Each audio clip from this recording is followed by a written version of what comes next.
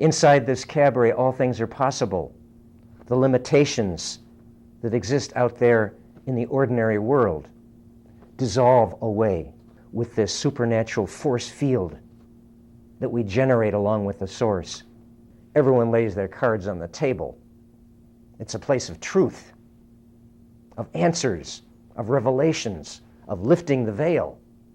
In a really good play, a really good story, a good movie, a good book, we see people through the first 2 acts, they're sort of filtering their truth. Or maybe they're saying what they think the others want to hear. But in Act 3, the veil comes off. The censor is lifted. People speak their feelings. They say what they mean. They mean what they say. This gives the source great pleasure.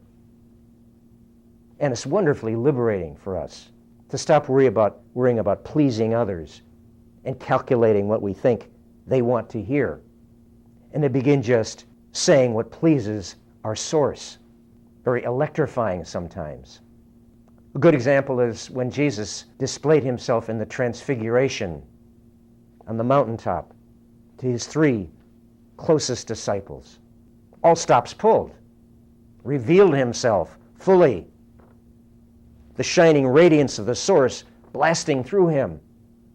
He had to give them a powerful, irrefutable demonstration. He had to pull all the stops. They were terrified.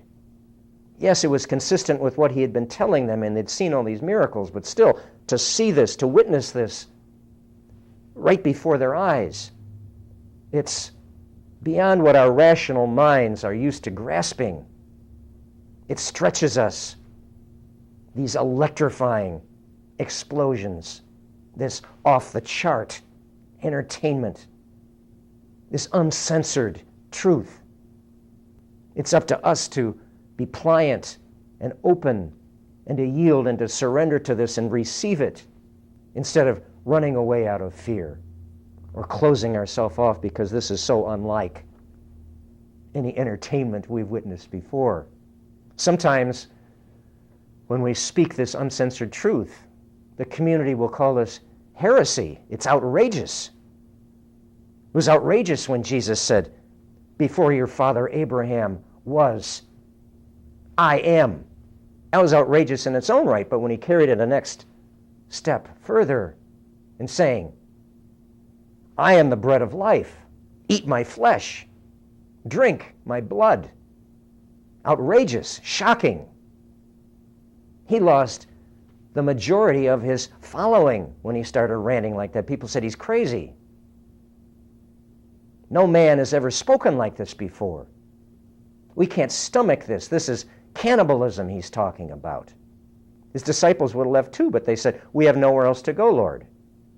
This command that the source gives us in the cabaret, this is what we're obeying.